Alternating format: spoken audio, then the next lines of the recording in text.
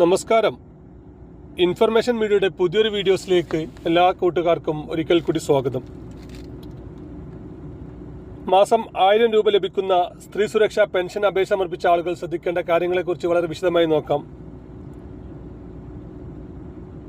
ഫെബ്രുവരി മാസം പെൻഷൻ ലഭിച്ച ആളുകൾ, അതുപോലെ തന്നെ മാർച്ച് മാസത്തിൽ പെൻഷന് കാത്തിരിക്കുന്ന ആളുകൾ എല്ലാവരും ശ്രദ്ധിക്കേണ്ട കാര്യങ്ങളെക്കുറിച്ച് വളരെ വിശദമായി നോക്കുന്നതിന് മുമ്പായി തന്നെ ഇൻഫർമേഷൻ മീഡിയയുടെ വീഡിയോസ് നിങ്ങൾ ആദ്യമായിട്ടാണ് കാണുന്നതെങ്കിൽ ചാനൽ സബ്സ്ക്രൈബ് ചെയ്യാൻ മറക്കരുത്. നമ്മുടെ ഈ ചാനലിൽ ഒരു തരത്തിലുള്ള മതപരമായ കാര്യങ്ങളോ രാഷ്ട്രീയപരമായ കാര്യങ്ങളൊന്നും വരുന്നതല്ല. ഗവൺമെൻറ്റിൽ നിന്ന് ലഭിക്കുന്ന സേവനങ്ങൾ, ആനുകൂല്യങ്ങൾ, അറിയിപ്പുകൾ എന്നിവയെക്കുറിച്ച് മാത്രമായിരിക്കും വീഡിയോസുകൾ വരുന്നത്. ശ്രദ്ധിക്കുക, ഗവൺമെൻറ് സേവനങ്ങളും അറിയിപ്പുകളും എപ്പോൾ വേണമെങ്കിലും പുതിയ മാറ്റങ്ങൾ വരാം. നിങ്ങൾക്ക് ഏറ്റവും പുതിയ അറിയിപ്പുകൾ ലഭിക്കാൻ ചാനൽ സബ്സ്ക്രൈബ് ചെയ്ത് തൊട്ടടുത്തുള്ള ബെല്ലൈക്കൺ കൂടി ക്ലിക്ക് ചെയ്യുക. കഴിഞ്ഞ പഞ്ചായത്ത് ഇലക്ഷന് മുമ്പായിരുന്നു സർക്കാർ ഇങ്ങനെ ഒരു പ്രഖ്യാപനമായിട്ട് വന്നിരുന്നത്. അന്ന് അപേക്ഷ സമർപ്പിച്ച 80% ആളുകൾക്കും ഫെബ്രുവരി മാസത്തിൽ പെൻഷൻ ലഭിച്ചിരുന്നു. ആ പെൻഷൻ വരുന്നതിന് മുമ്പായി തന്നെ എല്ലാ ആളുകൾക്കും മെസ്സേജും വന്നിരുന്നു. അന്ന് പെൻഷൻ ലഭിച്ച ആളുകൾ യെസ് എന്നും എല്ലാത്ത ആളുകൾ നോ എന്ന് കമൻറ്റ് ചെയ്യാനും മറക്കരുത്. ഏതായാലും ഫെബ്രുവരി 28-ാം തീയതി വരെ അപേക്ഷ എല്ലാവരുടെയും അപേക്ഷകൾ ഇപ്പോൾ അപ്രൂവൽ ആയിട്ടുണ്ട്, അതല്ലെങ്കിൽ റിജക്റ്റ് ആയിട്ടുണ്ട്. സേവന വെബ്സൈറ്റ് വഴി ചെക്ക് ചെയ്ത് കഴിഞ്ഞാൽ നമ്മുടെ പെൻഷൻ ഐഡിയോ അതല്ലെങ്കിൽ നമ്മുടെ ആധാർ നമ്പറോ കെ സ്മാർട്ട് ആപ്ലിക്കേഷൻ നമ്പറോ നൽകി കഴിഞ്ഞാൽ നമുക്ക് നമ്മുടെ പെൻഷൻ സംബന്ധമായിട്ട് എല്ലാ കാര്യങ്ങളും ഇപ്പോൾ അറിയാൻ സാധിക്കും. ഏതായാലും നിങ്ങൾക്ക് അടുത്ത മാസത്തെ പെൻഷൻ, അതായത് മാർച്ച് മാസത്തിലെ പെൻഷൻ വിതരണവുമായി ബന്ധപ്പെട്ട മെസ്സേജുകൾ ഇപ്പോൾ എല്ലാ ആളുകൾക്കും എത്തിയിട്ടുണ്ട്.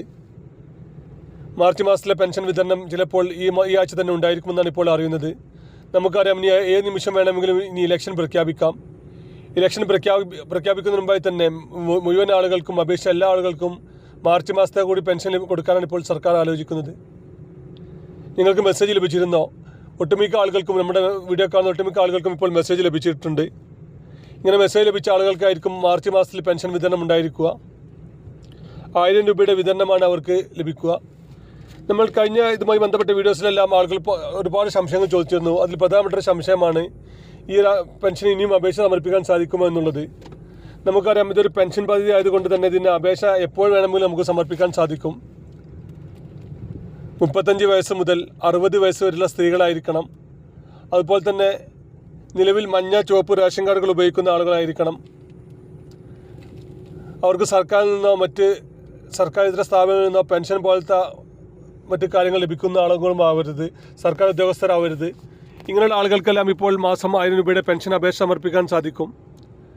നിങ്ങളുടെ പ്രായം തെളിയിക്കുന്ന രേഖ, ബാങ്ക് പാസ്ബുക്കിൻ്റെ കോപ്പി, ആധാർ കാർഡിൻ്റെ കോപ്പി എന്നിവയുമായി നിങ്ങൾക്ക് സ്വന്തമായി തന്നെ അപേക്ഷിക്കാം. അതല്ല, നിങ്ങൾക്ക് സ്വന്തമായി അപേക്ഷിക്കാൻ സാധിക്കാത്ത ആളുകൾക്കാണെങ്കിൽ അക്ഷയ കേന്ദ്രങ്ങൾ, മറ്റ് ജനസേവന കേന്ദ്രങ്ങൾ പോലത്തെ ഓൺലൈൻ സെൻ്ററുകളുമായി ബന്ധപ്പെട്ട് നിങ്ങൾക്ക് അപേക്ഷ സമർപ്പിക്കാൻ സാധിക്കും. അപേക്ഷ സമർപ്പിച്ച് കഴിഞ്ഞാൽ നിങ്ങൾ പഞ്ചായത്തിൽ നിന്നും അതിൻ്റെ വെരിഫിക്കേഷൻ കഴിഞ്ഞാൽ പിന്നീട് നിങ്ങളുടെ പെൻഷൻ സംബന്ധപ്പെട്ട എല്ലാ കാര്യങ്ങളും നമ്മൾ അറിയുന്നത് സേവന വെബ്സൈറ്റ് വഴിയാണ്. ഇതിന് ലിങ്ക് ആവശ്യമുള്ള ആളുകൾ ലിങ്ക് എന്ന് കമൻറ്റ് ചെയ്യുക. നമ്മൾ കൊടുക്കുന്ന ലിങ്കിൽ നിങ്ങൾക്ക് ഓപ്പൺ ആക്കി കഴിഞ്ഞാൽ നിങ്ങളുടെ ആധാർ നമ്പർ, മറ്റ് ഡീറ്റെയിൽസുകൾ കൊടുത്തു കഴിഞ്ഞാൽ നിങ്ങളുടെ പെൻഷൻ സംബന്ധമായിട്ടുള്ള എല്ലാ കാര്യങ്ങളും അവിടെ നിന്നും അറിയാൻ സാധിക്കുന്നതാണ്. വീഡിയോ ഇഷ്ടപ്പെട്ടെന്ന് കരുതുന്നു.